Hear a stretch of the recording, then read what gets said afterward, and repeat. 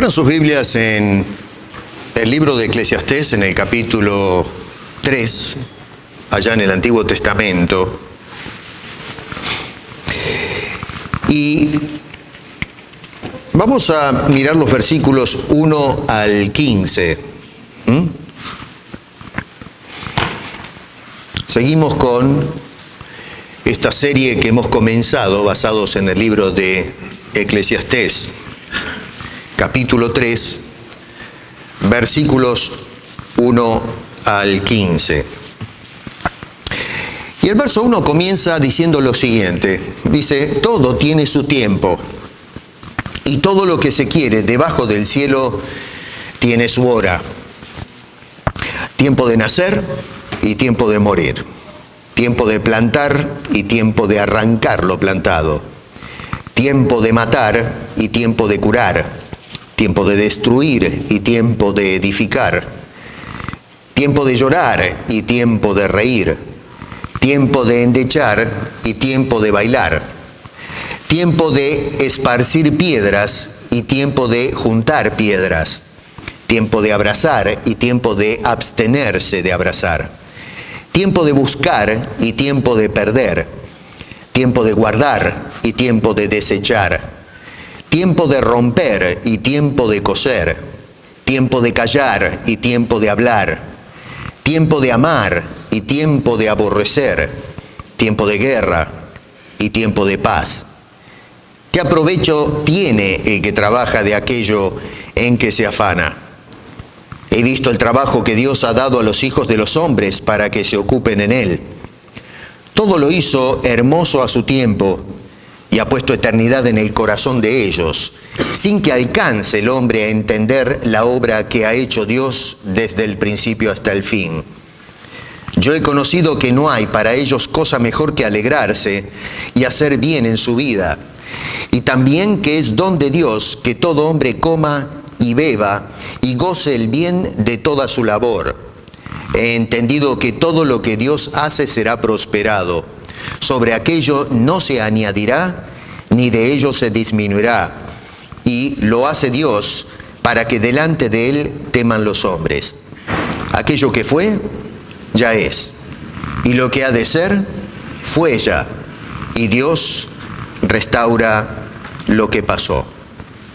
Padre, te damos gracias por tu santa palabra y te rogamos, oh Señor nuestro, que la bendigas a nuestros corazones y nos ayudes a entender qué es lo que estás tratando de decirnos en este pasaje tan difícil y que podamos aplicarlo, Señor, a la vida de todos los días. Nosotros soy tu pueblo. Te lo pedimos en el nombre de Cristo Jesús. Amén. Estamos hablando de una humanidad fracasada y el título de esta predicación es El optimismo por lo eterno.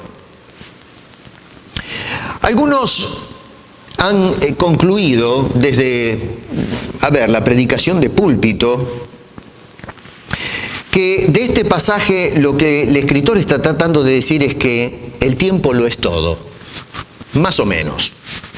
El tiempo significa todo.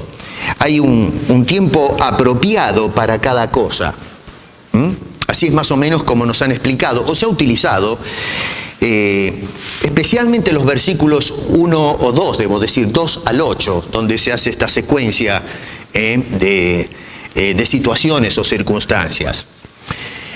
Es como decir que tenemos acá, en este mundo de controversias y de opiniones dispares, donde la gente a veces en lugar de dialogar comienzan a discutir y no llegan a ningún acuerdo, y que hay momentos entonces en que es conveniente que nosotros, o hay un tiempo para hablar, un tiempo para expresarse, y que también en otras situaciones hay un tiempo para cerrar la boca y no decir absolutamente nada.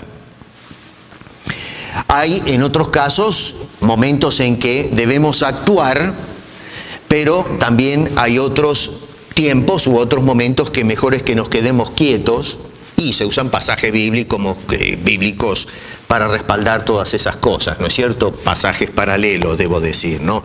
Quedaos quieto y veréis mi gloria y cosas por el estilo. Bueno, déjenme decirles una cosa, es un buen consejo. Es el llamado a la prudencia, ¿no es cierto? El ser prudentes, saber cuándo debemos manejarnos o debemos actuar de cierta manera es algo sabio, porque tenemos que pensar que muchas veces nuestra actitud precipitada nos puede llevar a consecuencias que podemos lamentar después. Y a veces podemos arreglar un poquito los líos que hacemos, pero en otros casos ya es muy tarde y no podemos frenar los desastres que hacemos por actuar en una forma precipitada. Así que es bueno el consejo de manejar la vida con prudencia. Sin embargo, eso está más en línea con lo que nos enseña Santiago en el Nuevo Testamento, cuando nos llama a tener prudencia, por ejemplo, en cómo manejamos la comunicación, cuando se habla de la lengua, cuando nos habla de cómo debemos tratarnos unos a otros y ese tipo de cosas. Pero, sin embargo, esa conclusión es incorrecta basados en este pasaje bíblico. Acá el escritor no nos está haciendo un llamado a ser prudentes. Está mal hecha esa aplicación. Basta con leer, después ustedes léanlo varias veces en casa esto, para eso se graban, para que después ustedes puedan estudiarlo con tiempo en casa, pero no van a encontrar en ningún versículo de esos versos, y es más, no lo van a encontrar en ningún lado en esta sección de Eclesiastés, donde este hombre dice, les estoy diciendo esto para que ustedes tengan prudencia con la vida. No. Lamentablemente hemos traído esa idea al texto, pero eso no es lo que pensaba el escritor de Eclesiastés acá. Así que en ningún momento encontramos, es incorrecto concluir o usar este pasaje para la iglesia cristiana hoy como un llamado a ser prudentes. Al contrario, lo que este hombre está haciendo en estos versículos es ventilando la frustración que este hombre tiene con el mundo y la vida de todo lo que se hace aquí debajo del sol, que es prácticamente una de las frases preferidas de este señor a través de toda la carta, y que apunta en definitiva todo esto a reenfatizar, a martillar la tesis de todo este libro, que aparece ya introducida en el capítulo 1, verso 2, donde dice, vanidad de vanidades, todo es vanidad. Y nos va a llevar con una repetición constante, ¿no es cierto? Va ametrallando ese concepto de vanidad por todo el libro, hasta inclusive encerrar la idea en el capítulo 12, verso 8, con exactamente la misma declaración que hace al comienzo en el capítulo 1, versículo 2. El escritor intentó, nos dice en el contexto, en el capítulo 2, por ejemplo, nos describe eso, que trató de buscarle algún sentido o alguna satisfacción a esta vida convulsionada, a este mundo donde él está viviendo. Y hemos visto la vez pasada que se dedicó a estudiar, a adquirir sabiduría. Salió frustrado de eso, salió mal parado, porque encontró que a medida que iba analizando el mundo y la vida, se iba dando cuenta de lo fútil que es, de lo compleja que es la vida, no nos lleva a ninguna parte. Y entonces luego agarra la contramano y se dedica a los placeres, se olvida de estudiar, de romperse la cabeza y empieza a entregarse a una vida de libertinaje, a tomar, a divertirse, a construir.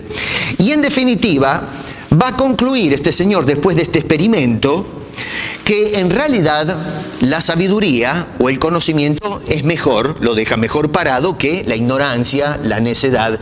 Pero de todas maneras nos dice que ambas cosas lo llevan en un callejón sin salida al mismo paredón. Y eso es la muerte. No hay manera de hacerle la gambeta a este asunto. La vida nos va llevando a todos, tanto el que estudia como el que no estudia, todos los hombres van a parar al mismo lugar. Y esto produce una tremenda frustración en este hombre. No le encuentra la punta al hilo a la vida. Fíjense, por ejemplo, que nos dice ahí en el capítulo 2, verso 16, voy a pasar esto rápido porque ya lo vimos la semana pasada, pero dice, porque ni del sabio ni del necio habrá memoria para siempre. Pues en los días venideros ya todo será olvidado y también morirá el sabio como el necio.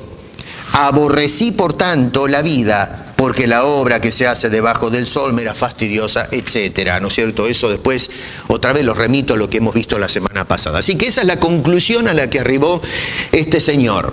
Por lo tanto, entonces, lo que vemos es que continúa con esa ventilación de frustración, de ver que la vida realmente no vale la pena, que todo es vanidad, todo es vacío, es pasajero en este mundo.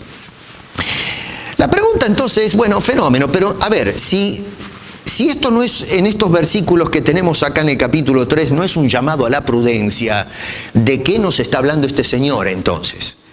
¿Qué es lo que está tratando de mostrarnos a través de estos versículos? ¿Y cómo agarramos estas palabras que son mortíferas, francamente, son desanimantes, y qué provecho sacamos nosotros hoy, después de 2000 años del nacimiento y muerte de Cristo, para poder, en fin, salir de este lugar y enfrentar los quehaceres de todos los días? Porque si seguimos y miramos todo lo que dice este hombre, bueno, mejor es suicidarse. ¿Para qué seguir viviendo? Pero entonces encontramos de que hay algo que nos da una nota de ánimo para vivir el cristianismo. Este señor lo que va a hacer en líneas generales es contrastar o poner en tensión la mutabilidad, a ver si lo pongo de esta forma. ¿Entienden ese término? Mutabilidad quiere decir el cambio. La mutabilidad de las situaciones, los sucesos humanos. Y eso lo describe ahí en el versículo 1 al 8 en este párrafo. Y lo va a poner en contraste luego con la inmutabilidad de los decretos o proyectos de Dios, que son firmes y el hombre no los puede frustrar bajo ningún punto de vista, porque son eternos y porque, bueno, está envuelto directamente la mano de Dios en todo eso, y que va desde el versículo 11, ahí fíjense en sus Biblias, hasta el versículo 15. Noten ustedes qué giro notable, a modo de paréntesis, entre los sucesos que se describen en el verso 2 al 8, con lo que se dice, por ejemplo, en el verso 14. Verso 2 al 8 dice que hay tiempo de nacer, tiempo de morir, tiempo de aquí, tiempo de allá, y se van los extremos. Pero en el verso 14 nos dice este hombre: he entendido que todo lo que Dios hace será perpetuo. ¿Se dan cuenta la gran diferencia? Cómo hace un planteamiento de cosas que pasan, pero entonces compara eso con las cosas que hace Dios, y que esas cosas no pasan.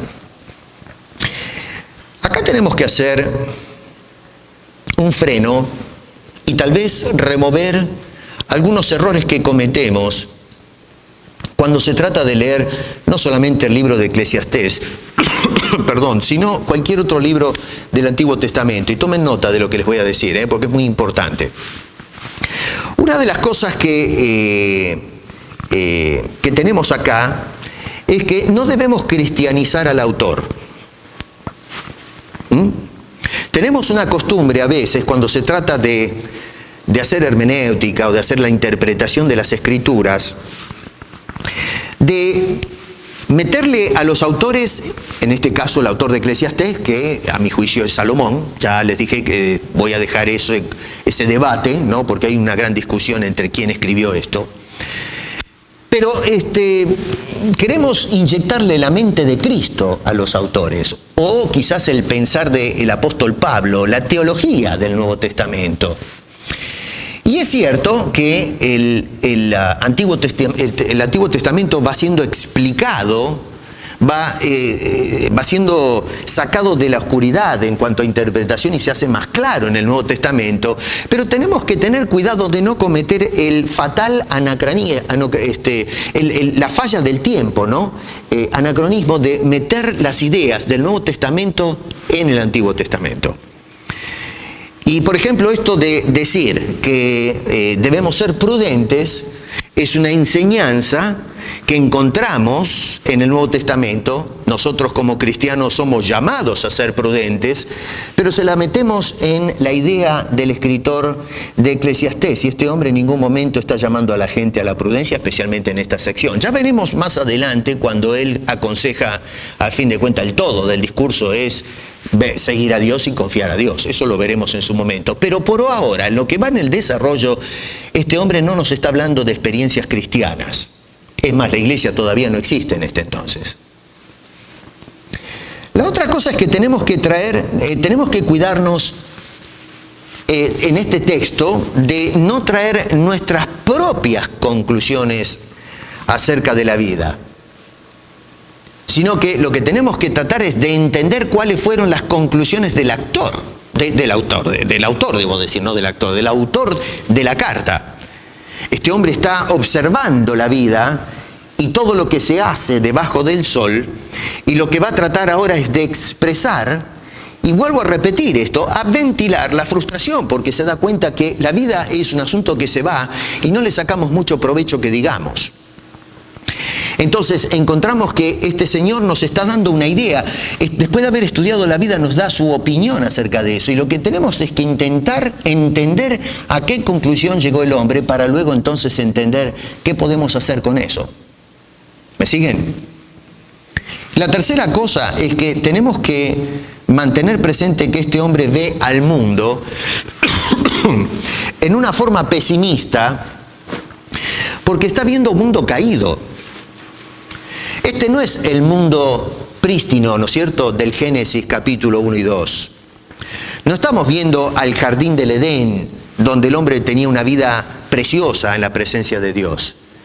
Nos está describiendo el mundo después de ese momento, después de la caída, cuando el hombre es expulsado del paraíso y se encuentra con que quiere construir un paraíso falso, un proyecto humano que no está funcionando. Y es por eso que vemos un mundo que está alterado, está dando vuelta, y por siglos y siglos intentamos los seres humanos de ver cómo compaginamos la vida en comunidad, ¿no es cierto? Hoy día vivimos en este mundo conflictivo, estamos allí, qué sé yo, parece que andamos con ansias de apretar el gatillo, volarnos todos por el aire, no hay consenso, no hay interés a dialogar como corresponde, parece que nos hemos convertido todos en niños, estamos contentos con los juguetes a fuego que tenemos ahora y queremos probarlos, en lugar de sentarnos como adultos a conversar, a dialogar y a ver cómo resolvemos las diferencias.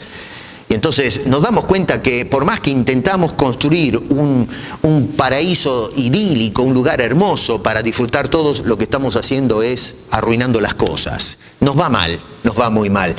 Yo siempre insisto en, basta con mirar los diarios de lo que está pasando en Latinoamérica para darnos cuenta que esto no está funcionando para nada. Y eso sin tocar el área internacional, los países en todo el mundo. Estoy hablando solamente de nuestro querido continente latinoamericano. Tenemos las siguientes cosas, por ejemplo, vamos a mirar un poco más en detalle lo que tenemos acá. Versos 1 al 8, tenemos que las circunstancias cambian, nos dice este hombre, o se dio cuenta que cambian con el pasar del tiempo. No podemos hacer nada para frenar eso. Verso 1 dice, todo tiene su tiempo. Y luego agrega, y todo lo que se quiere debajo del cielo tiene su hora. Está diciendo lo mismo de otra manera, pero en definitiva, la oración central ahí, todo tiene su tiempo.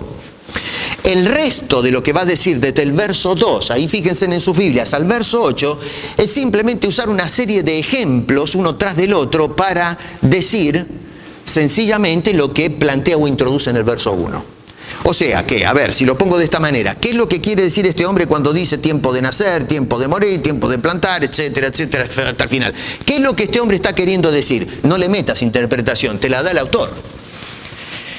Si tuviésemos al escritor de Eclesiastés y le decimos, a ver, desde el verso 2 al 8, ¿qué es lo que estás tratando de decirme, niato querido? Y él me va a decir, bueno, lo que quiero decir es que todo tiene su tiempo. Eso es todo. No hay que buscarle mucho la vuelta al asunto. Ahora, lo que este hombre nos quiere decir entonces, lo sintetiza ahí en el verso 1, y lo que quiere es, no está tratando de describir qué es el tiempo, eso no tiene interés en eso es asunto de metafísica, ese es un terreno que se lo dejamos a la filosofía. Pero lo que está tratando de decir es que todo tiene su momento, pero ese momento puede ser frustrado por otro momento. ¿Qué sé yo? A ver, una persona disfruta, está contenta porque nació un ser nuevo en la familia, pero de repente alguien agarra el teléfono y dice, ¿sabes qué? Se murió la abuela. O sea que hace un rato estábamos celebrando con pitos y flautas porque nació un nuevo integrante en la familia, pero entonces después llega la noticia. Es como si nos dan una cachetada y nos despiertan a la realidad de que hay un tiempo para nacer y otro para morir. No solamente puede llegar, esto es un ejemplo lo que estoy dando, por supuesto, de ahí no se mencionan estos detalles, pero nosotros mismos, ya este hombre indicó en el capítulo 2 que llegó a la conclusión de que todos vamos a encontrarnos con la muerte. Tenemos el tiempo para divertirnos y hacer un montón de cosas, él probó estas cosas, pero al final llegó a darse cuenta que eventualmente va a llegar una hora que queremos esquivar, nadie quiere encararla, pero que es inevitable y es tiempo para dejar este mundo. O sea que lo que nos muestra esta lista es que las circunstancias que vienen a nuestra vida, hermano querido, están fuera de control. No podemos hacer absolutamente nada para frenar estos eventos que vienen a la vida. A veces la gente cuando pasa por algún dilema, cuando vienen esas circunstancias imprevistas, se preguntan desconcertados, pero a ver, ¿por qué me pasan a mí estas cosas? ¿Cómo puede ser? Ayer la estaba pasando fenómeno con los amigos, con mi familia, y hoy me llega de repente esta desgracia. Pero ¿cómo puede ser que la vida me golpee de esa manera? ¿Cómo puede ser que ayer estaba bien y hoy me encuentro en esta situación? Qué terrible cuando, por ejemplo, estamos viviendo con los nuestros, acá en la iglesia, por ejemplo, mañana estamos bien de salud, mañana vamos a hacernos un chequeo general y el médico dice, ¿sabe qué? Le quedan 6 meses de vida. ¿Qué tal? Y uno se pregunta, pero a ver, ¿por qué pasan estas cosas? Y bueno, debajo del sol, en este mundo caído, las cosas pasan porque pasan. Algunos dicen, ¿pero por qué? Bueno, porque así es la vida debajo del sol. Claro, otra vez, acá tenemos que entender, vuelvo a repetir, que el autor está explicando o se está expresando qué es lo que nota de la vida. No está dándole una respuesta cristiana. Nosotros podemos responder ahora como cristianos muy distinto a la situación que plantea este señor. Pero nos despierta la realidad esta carta. Y por eso pienso que es magnífico Eclesiastés, porque nos ayuda a dialogar un poco cómo piensa el hombre sin Cristo, que piensa que él puede controlar este mundo, que lo puede salvar, que este mundo es rescatable. Y resulta que este hombre que piensa que este mundo es rescatable no tiene la capacidad de frenar las circunstancias que son repentinas. Es cierto que pasamos buenos momentos. A ver, déjeme, no voy a hablar de política, pero me voy a ejemplificar con el señor presidente de Estados Unidos. Cuando hizo la campaña andaba contento, ni hablar cuando ganó la presidencia. Lo que menos se imaginaba que al poco tiempo se iba a tener que sentar en la oficina ovalada a discutir asuntos de extrema gravedad a tono internacional, lo que está pasando, por ejemplo, con Corea del Norte. Yo estoy seguro, no sé, ¿no? Pero meto las manos en el fuego de que este hombre no se imaginaba ni remotamente lo que le esperaba en la agenda. Cambió el panorama, un momento de diversión y de celebración que envolvió gran parte de la nación, los que votaron por Donald Trump, en fin. Pero entonces después vienen las malas noticias. Se acabó la luna de miel, ¿no es cierto? Y ahora se ve metido en un serio problema. Los hombres quieren ver si le ponen freno a ese tipo de cosas, si pueden controlar el paso del tiempo y las circunstancias. Y se da cuenta que es un esfuerzo inútil. Claro, esto genera mucha inseguridad, mucha incertidumbre y un alto grado de ansiedad. Y por lo tanto el hombre procura ver, ¿no es cierto?, a ver qué puede implementar en esta vida debajo del sol para ver si puede mantener la estantería parada. Y eso le va a dar cierta tranquilidad o cierta seguridad. Por lo tanto, se afana, trabaja duramente para tratar entonces de mejorar las cosas y controlar las circunstancias de las cuales no tiene control, y de esa manera poder irse a dormir tranquilo. Entonces, esto es lo que el hombre probó, otra vez vuelvo a repetir, en el capítulo 2 de esta carta que ya vimos la semana pasada.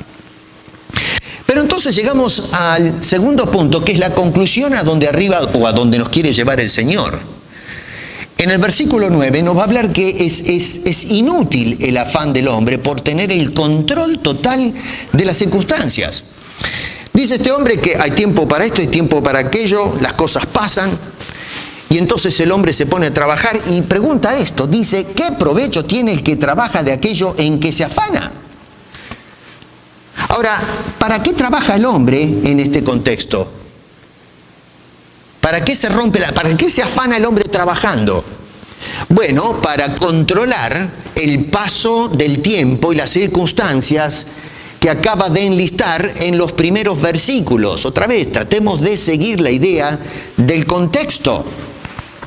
Ahora, el hombre básicamente lo que nos dice es que nosotros, o lo que descubre este señor al mirar la vida, es que no tiene control sobre estas circunstancias que vienen. Yo me acuerdo cuando, ¿se acuerdan del terremoto de Kobe hace unos años atrás en Japón? Japón es una zona sísmica de alto grado y en fin, Japón siempre estuvo azotada por movimientos telúricos severísimos. Y entonces la ciudad de Kobe trataron de construir edificios antisísmicos. Me acuerdo que hubo un terremoto impresionante, yo no me acuerdo ahora el año en que fue ese movimiento, pero yo creo que está fijo en la retina nuestra todavía, ¿no? Y fue un terremoto creo que hasta de 9 grados, si no recuerdo mal, o algo por el estilo, y tiró todo. Pero fue un desastre. Era el orgullo de Japón, la ciudad de Kobe, porque habían construido edificios, mejor dicho, las autopistas, todo con resistencia, ¿no es cierto?, a los movimientos de tierra, los movimientos telúricos, y quedó la ciudad completamente devastada. Nadie calculaba que iba a venir un terremoto más grande de lo que ellos habían calculado y terminó todo hecho bolsa.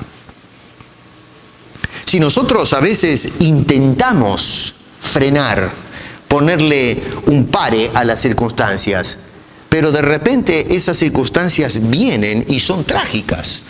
Y todo lo que planeamos, todo el esfuerzo, toda la inversión humana, el dinero y en fin, todos los planes y proyectos se nos vienen abajo. A veces la vida cristiana está caminando por suelo sinuoso, terremotos. Vienen circunstancias que no tenemos calculadas, no forman parte de la agenda.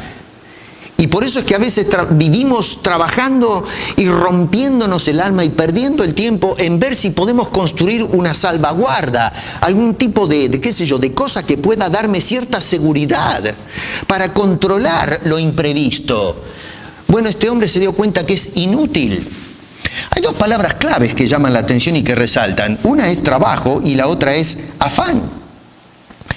En medio de las circunstancias cambiantes y extremas, el hombre trabaja afanadamente por ver si puede tomar las riendas de dichas circunstancias. Y ojo, si bien es cierto que puede manejar algunas cosas, la realidad final es que no tenemos control de lo que va a venir a nuestra vida.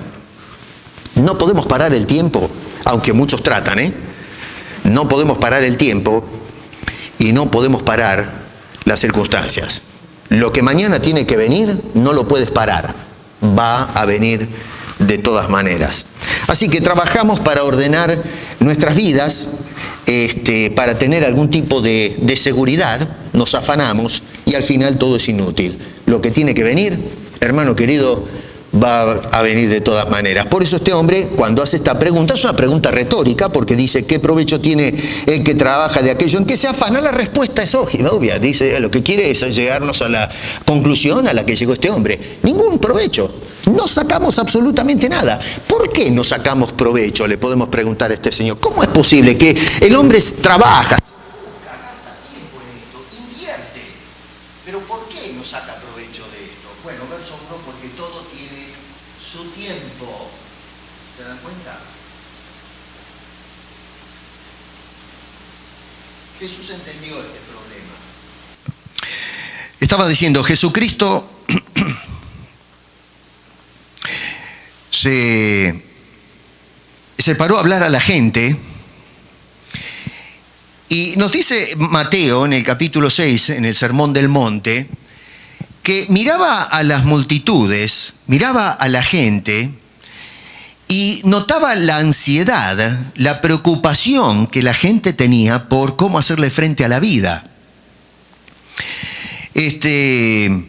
Dice, qué sé yo, que la gente estaba preocupada. Y esto lo que llama la atención es que el pueblo de Israel estaba preocupado. Porque los gentiles, dice Jesús, tienen afán por qué van a comer, dónde van a vivir, qué van a beber. Tienen estas preocupaciones. Pero lo que llamaba la atención es que el pueblo de Israel estaba también afanado igual que los gentiles.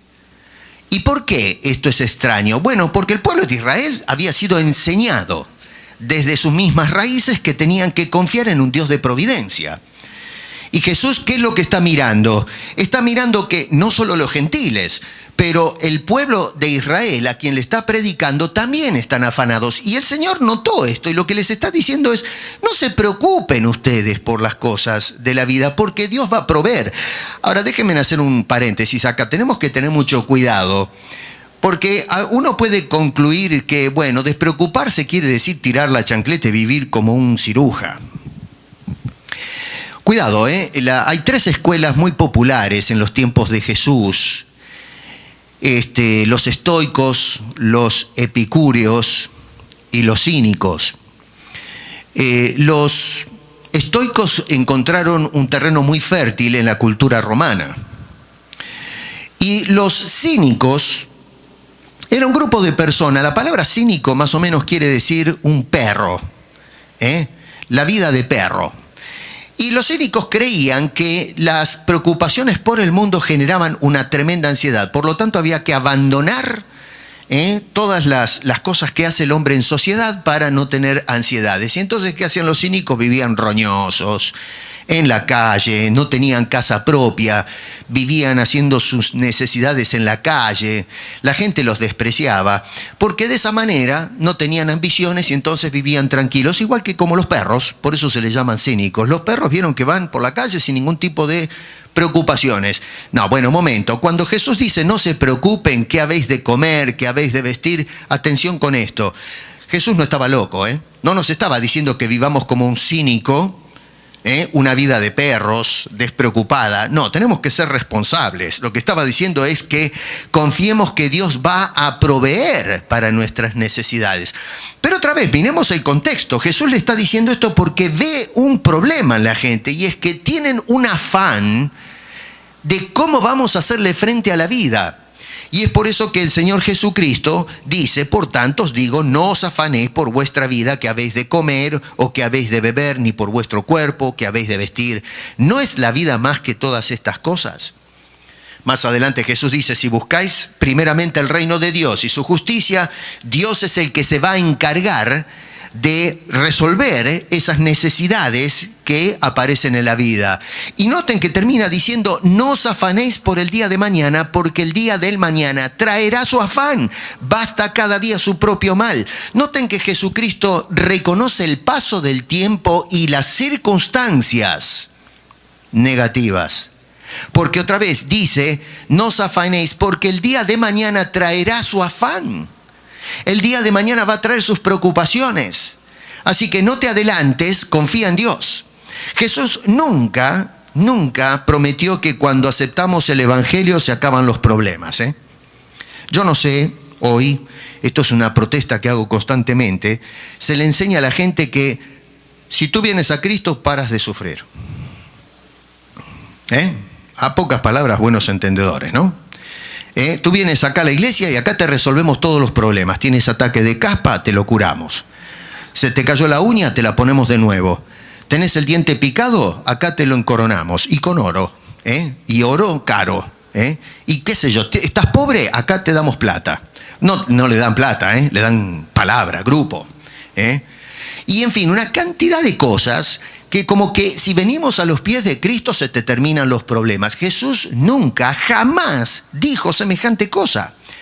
La Biblia nos deja claro que en el mundo tendremos aflicción, que el tiempo pasa debajo del sol, en esta realidad, y que tenemos que enfrentar circunstancias adversas constantemente. No hay manera de hacerle la gambeta a eso. Se va a terminar todo eso cuando seamos extraídos de este mundo y vayamos a la presencia de Dios. Pero mientras estemos pisando este suelo caído, este mundo, esta realidad, esto que sucede debajo del sol, vamos a vivir y a experimentar lo mismo que vivió el hombre desde el principio, que le dio la espalda a Dios y comenzó este gran experimento social fracasado de construir un paraíso sin tener en cuenta a Dios. Así que el escritor entonces no ve lo que está viendo Jesucristo. No está actuando siguiendo los consejos de Cristo porque no los escuchó. Nosotros tenemos una perspectiva distinta ahora. Pero este hombre, cuando ve lo que sucede debajo del cielo, en ese caso usa la palabra cielo, que es lo mismo que debajo del sol, va a aparecer un par de veces en toda la carta ese concepto. Tengo mi opinión de por qué cambia, pero ahora no lo voy a tocar. Pero este hombre ve toda la situación, el mundo, la realidad, y dice: esto no da para más, esto es un desastre. Y no tiene de qué agarrarse, no tiene esperanza este señor, es un hombre frustrado. Déjame decirte una cosa. Cuando el hombre no incluye a Dios en sus negocios, en su vida, lo único que ve es lo que este señor está viendo. Y es por eso que hay mucha gente pesimista en el mundo. Uno se levanta diciendo: pero a ver, ¿por qué me levanto todas las mañanas si yo me mato trabajando? Como un burro de sol a sol. A fin de cuentas, tanto trabajar, tanto matarme para que venga el político, el Estado, mi cónyuge, mis hijos, mi vecino, mi patrón, y me terminen secando, me terminen gastando. La gente que se divorcia, que se jubila, dice: ¿para qué trabajé tantos años rompiéndome el alma? Para que la sociedad me tire en un asilo y se olviden de mí, y me cierran la puerta y tiran la llave por la ventana, y yo paso a ser una estadística o algo por el estilo. ¿Para qué yo me maté tanto tiempo? Otra vez, ¿para qué construimos los edificios en Japón? Gastamos millones de dólares en ingeniería, en planificación, en trabajar con el terreno. Viene un terremoto y ¡brum!, en cuestión de minutos tiró todo ese año de trabajos y de esfuerzos y de planes, y quedó todo hecho escombros. Lo único que nos queda entonces es cimentar nuestras vidas en Cristo Jesús, que por cierto es el final del Sermón del Monte. Jesús habla de dos constructores, uno que construye sobre la roca y otro sobre la arena. El piola, el que dice: no necesito a Dios, que me vienen con consejos, qué palabra de Dios, ni qué 8 cuartos. Construye la vida como se le da la gana. Vienen las pruebas, las circunstancias, como dice este hombre, todo tiene su tiempo. Vino el tiempo de una inundación y se llevó casa, proyecto y todo, no le quedó nada al Señor. El otro, que fue un poco piola, puso la casa sobre la roca y vino la misma tempestad, pero se mantuvo a pie. ¿Por qué? Dice Jesús: el que guarda mi palabra lo comparo al hombre prudente, el hombre que construye donde corresponde. Lo que este señor veía entonces es que la vida va pasando y uno dice: pero ¿para qué se afana? ¿Para qué se trabaja el hombre si no puede ponerle freno a esas circunstancias adversas? El verso 10 explica que él consideró bien estas cosas. No es un hombre que habla porque sí nomás. Y entonces nos lleva o nos introduce al tercer punto que quiero compartir con ustedes. Y es que nos habla, y que es el contraste de todo lo que venía diciendo. Nos habla de la mutabilidad de los sucesos humanos, no los podemos frenar, las cosas pasan, pero nos va a introducir ahora en la inmutabilidad de los hechos de Dios. En el verso 1 dice: todo tiene su tiempo, pero la creación de Dios también tuvo su tiempo. En el versículo 11 dice: todo lo hizo hermoso en su tiempo. ¿Se dan cuenta? Tenemos acá un tiempo, un momento que Dios escogió en su sola voluntad para hacer todas las cosas. Y fíjense qué interesante, porque la creación, si bien tuvo su tiempo, su inicio, sin embargo, va a describir que lo que hizo Dios es diferente en calidad a lo que hacemos nosotros. Lo que hace Dios dice que es hermoso. Dice: todo lo hizo hermoso. No dice lo hace, Ahora lo hacemos nosotros. Hoy tenemos una definición nueva de lo que es hermoso. La Biblia acá nos dice que Dios lo hizo todo hermoso. Y acá la palabra hebrea, yapej, quiere decir la imagen exterior de las cosas, la gloria de las cosas, el aspecto exterior. Todas las cosas que Dios hizo reflejaban la belleza de su ingeniero, la belleza del creador. Lo que refleja la imagen exterior de las cosas nos habla de la belleza, la hermosura de aquel que inventó en su mente y en su corazón estas cosas. En la escuela dominical hablábamos de Lucifer, un ser extraordinario que Dios creó y que lo hizo para la gloria de Dios, para que todos puedan contemplar lo que es el Creador, para diseñar un ser tan espléndido. Pero se le fueron a Lucifer los humos a la cabeza y él dijo, ay, soy tan hermoso, soy superior y más sabio que todos los demás, y se olvidó de Dios. Y dicho de paso, hoy pasa lo mismo, ¿no? Hoy en el ámbito, por ejemplo, de la farándula, en el mundo del espectáculo, está de moda las modelos, y las modelos, en fin, no voy a decir que hay mujeres muy hermosas, pero lamentablemente la hermosura se les va a la cabeza y eso produce un orgullo y una soberbia tremenda. Algunas son muy hermosas por fuera, pero no tienen 2 dedos de frente, ¿eh? Es mejor verlas en fotografía y con la boca cerrada, porque cuando abre la boca se terminó. No digo todas, pero la verdad, esto, qué sé yo. Pero bueno, el tema es entonces que Dios hizo todas las cosas hermosas y esas cosas hermosas lo que reflejan es la hermosura de aquel que las hizo. Todo lo hizo hermoso. Pero fíjense qué interesante, porque no podemos aplicar ese concepto de hermoso a la lista que nos plantea el escritor de Eclesiastés en los versos 2 al 8. Acá se nos habla, por ejemplo, de cosas hermosas, no cabe duda. A ver, plantar, curar, edificar, nacer, reír, bailar, abrazar, qué sé yo, que tal vez podemos decir que esas son cosas muy lindas. Pero noten ustedes que este hombre plantea el contrapunto. Nos dice, por ejemplo, que también hay el tiempo para morir, arrancar, matar, destruir, llorar, endechar. Ustedes pueden ver eso ahí en su Biblia, ¿no? Perder, desechar, aborrecer, hacer guerra. Esas cosas no tienen nada de hermoso. Pero, a ver, dice que Dios hizo todo hermoso. ¿Y estas cosas qué son? Estas cosas no son hermosas. Estas no son las cosas que hizo Dios. Este es el resultado de nuestras manos. Esto es lo que hicimos nosotros cuando le dimos la espalda a Dios. Y este hombre entonces se sienta como sabio a contemplar este mundo, este lado de la realidad fuera del paraíso, de la relación con Dios. Está frustrado, es pesimista, un tipo amargo. Dice, todo va mal en este mundo. En el principio Dios hizo todo bien, pero cuando comparamos la realidad, Dios lo hizo todo hermoso. ¿Cómo es que todo esto está tan torcido? ¿Cómo es que miramos cosas tan feas en un mundo que Dios hizo tan hermoso?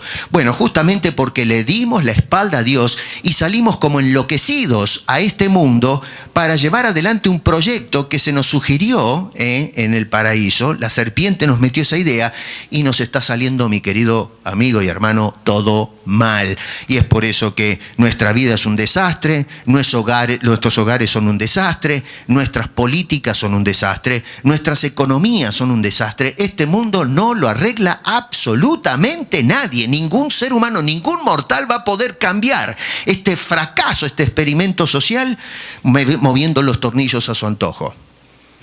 Dios hizo las cosas bien. Nosotros hacemos todo mal en este mundo. La segunda parte del verso 11 es uno de los comentaristas estiman que es probablemente la parte más oscura o más difícil. Pero básicamente dice allí, y ha puesto Dios, en el verso 10, y después lo menciona de nuevo, dice, ha puesto eternidad en el corazón de ellos sin que alcance el hombre a entender la obra que ha hecho Dios desde el principio hasta el fin. Lo que está haciendo el escritor es mostrarnos que tiene conciencia de que el hombre tiene, vuelvo a repetir, conciencia de la eternidad. Los animales no, el hombre sí. ¿De dónde viene eso? Los antropólogos nos dicen que eso es un asunto de evolución, que el hombre en el principio, en estado primitivo, no tenía conciencia de lo eterno, no podía explicar lo que está más allá y los fenómenos naturales, y comienza entonces a adjudicarle esos fenómenos a seres de afuera, que después llamaron dioses.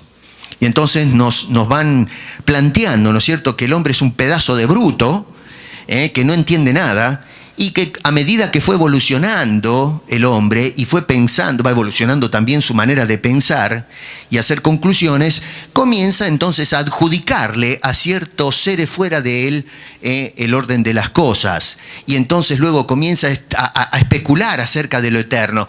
Pero eso es lo que dicen los antropólogos naturalistas. Acá lo que dice este hombre, lo que llegó a descubrir, es que Dios le adjudicó al hombre en el momento de la creación el sentido de lo eterno. O sea que ellos nos dicen que esto de el hombre primitivo no tiene conciencia de las cosas eternas. Y lo que nos dice la Biblia es que el hombre primitivo, y digo primitivo no en cuanto a involución, sino en cuanto a tiempo, sí tenía conciencia de lo eterno.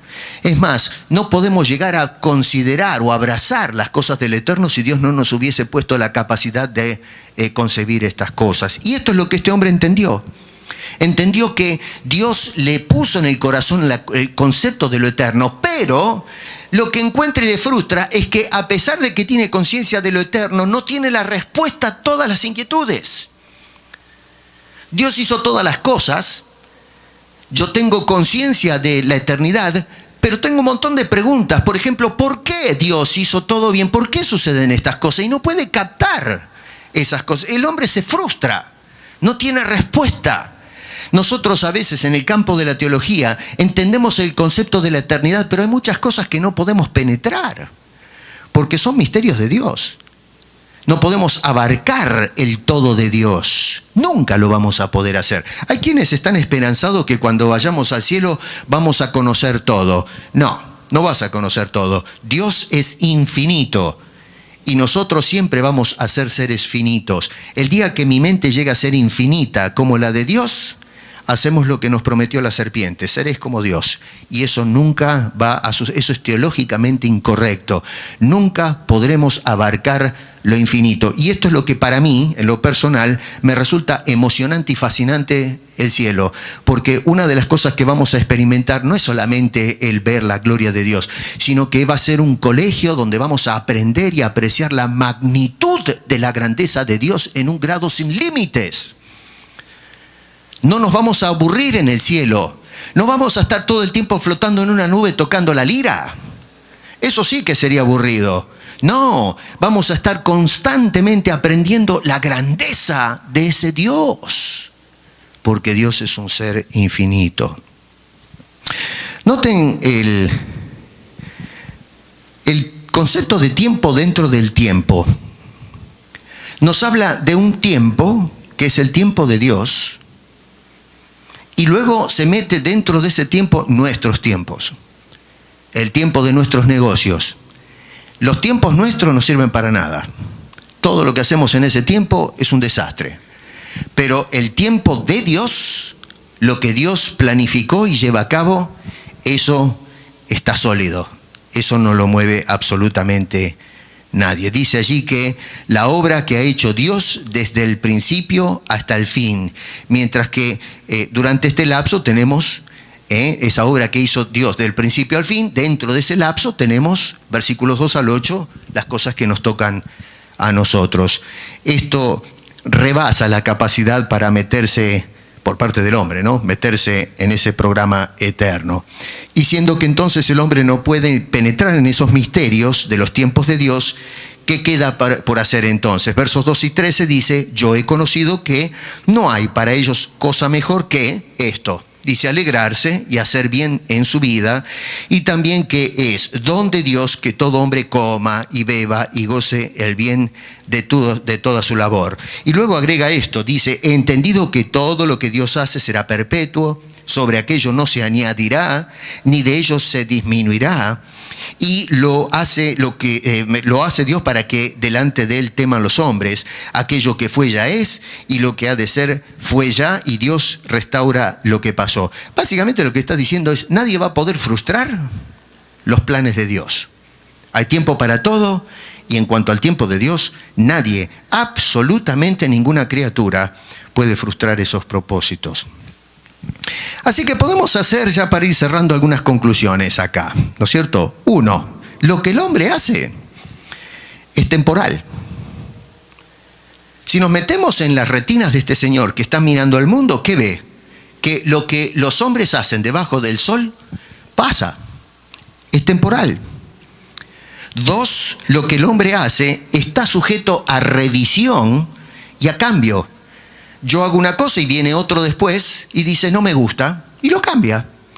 Viene un rey, arma el Estado de cierta manera, después viene su hijo o su nieto o eventualmente algún monarca y cambia todo lo que hicieron. Hoy en el campo de la política contemporánea, en nuestras sociedades democráticas, pasa exactamente lo mismo. Viene un presidente que plantea un proyecto de organización social, de economía y una serie de ajustes, y va todo más o menos, y entonces después viene otro presidente, eventualmente 4, 8 o 12 años, qué sé yo, algunos se perpetúan, pero en fin, viene eventualmente otra bandera política y deshace todo el proyecto de aquel que trabajó y se esmeró. Así que todo lo que el hombre hace está sujeto a revisión y cambios. Y la tercera cosa es que lo que hace el hombre no puede restaurar, y este es el meollo del asunto, no puede el hombre restaurar este mundo caído.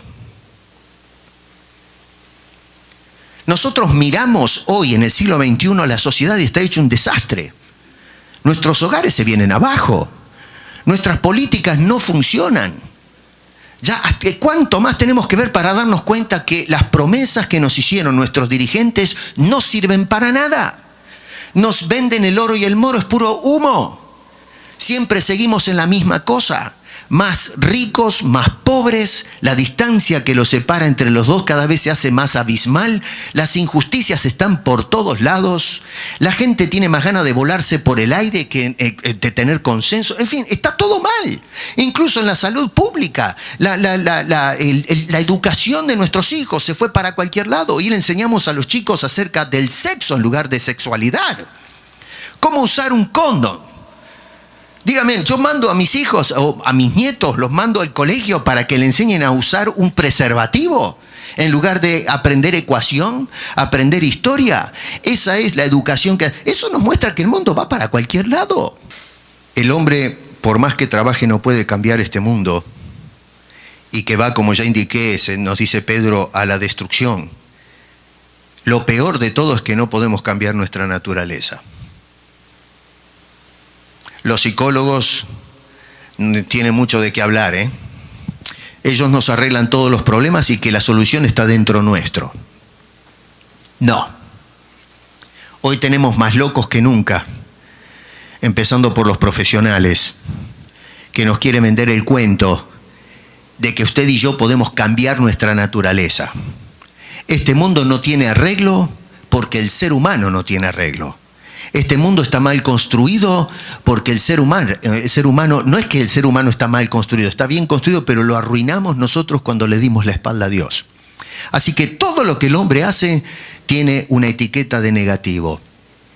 Dentro de eso sí hay cosas buenas, pero en general lo que vio este hombre es que todo es un desastre. En cambio, miren qué lindo que es esto. No que este hombre lo pensó, simplemente lo dice, pero inductivamente podemos apreciar eso ahora como cristianos. Verso 11, todo lo que Dios hace es hermoso. Cuando Dios te hace un hijo suyo, y esto este hombre no lo vio, nosotros lo vemos ahora. Nosotros tenemos la ventaja, y nosotros ahora sabemos por la palabra de Dios, Dios todo lo hizo hermoso, y Dios nos hace hijos suyos. Y dice que todo lo que Dios hace es hermoso. Todo lo que Dios hace es perpetuo. Versículo 14. Entendido que todo lo que Dios hace será perpetuo. Verso 14 y 15. Todo lo que Dios hace está firme, no se mueve nunca. Verso 14 en la segunda parte dice, sobre aquello no se añadirá ni de ellos disminuirá, y lo hace Dios para que delante de él teman los hombres. Y luego verso 15 dice, aquello que fue ya es, y lo que ha de ser fue ya. Y por último, todo lo que Dios hace es restaurar lo que pasó. Versículo 15 dice, y Dios restaura lo que pasó. Este mundo ni tú ni yo lo podemos restaurar. Dios sí. Y es por eso que envió a Jesucristo, para arreglar lo que produce frustración. El hombre no puede hacer absolutamente nada, ni tú ni yo podemos hacer nada con este mundo caído. Hermano querido, lo hecho está. El barro ya está hecho. El lío ya lo hizo el ser humano. Lo que hace es afanarse, trabajando, rompiéndose el alma, gastando dinero y tiempo para ver si puede salvar a este mundo de la debacle. Inútilmente, porque el hombre no lo puede hacer. Y eso es lo que produce y genera tanta frustración en el ser humano, tanta bronca, tanta escuela, tanto estudio, tanto invertir dinero en universidades para personas que piensen, bueno, a ver si le encontramos la rosca a la cosa y la pegamos alguna vez. Se levantan políticos que han pasado años estudiando libros y estudiando la escena y diciendo, a ver, ¿cómo podemos armar la cosa para hacer que la sociedad salga para adelante? Nuestra Latinoamérica está pasando por ese asunto. Pasamos por los extremos en el espectro político, vamos de izquierda a centro, a derecha, y nos movemos de aquí para allá.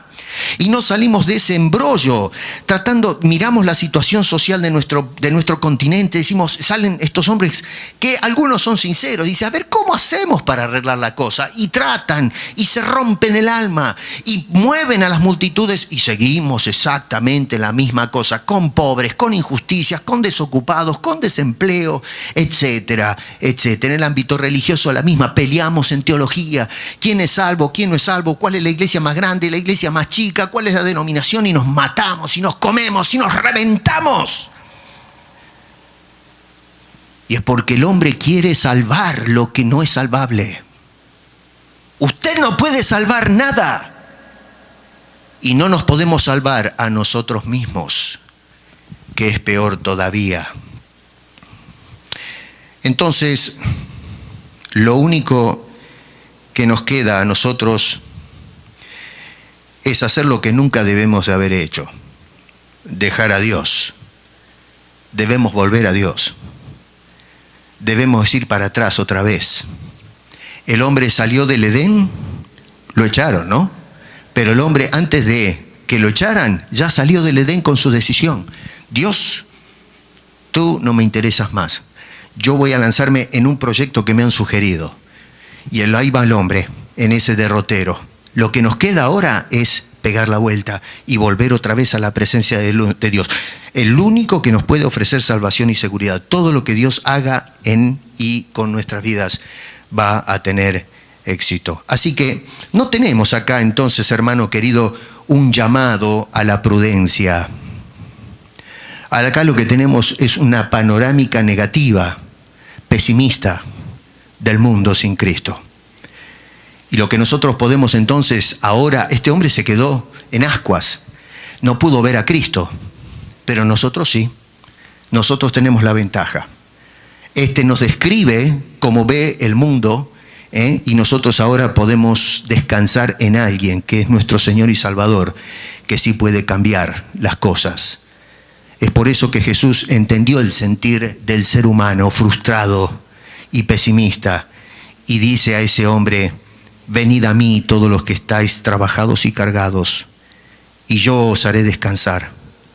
Llevad mi yugo sobre vosotros y aprended de mí, que soy manso y humilde de corazón, y hallaréis descanso para vuestras almas.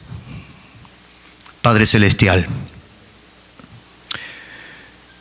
aquel hombre era un hombre frustrado. Se dedicó a estudiar, a analizar, fue pragmático. Y podemos meternos debajo de la piel de este hombre. Podemos entender su frustración. El tiempo pasa y las circunstancias pasan. No tenemos control de ellas. Nosotros mismos hoy, Señor, nos levantamos un día de una manera y luego nos acostamos de otra. Cosas que vienen a nosotros que no teníamos planeado. Así es la vida, Señor, debajo del sol. Si no fuese por Jesucristo, viviríamos en un pesimismo constante. Este hombre no pudo ver la cruz, pero ahora nosotros sí la podemos ver. Tú viniste para que tengamos vida y vida en abundancia.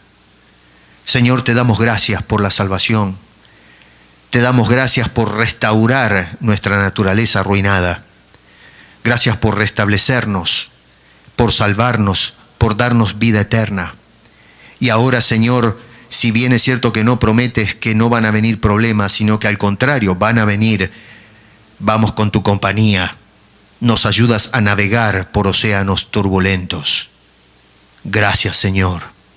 Ayuda a que otros puedan volver a tu presencia. Tú abriste el acceso al Padre, Señor, a través de tu sacrificio.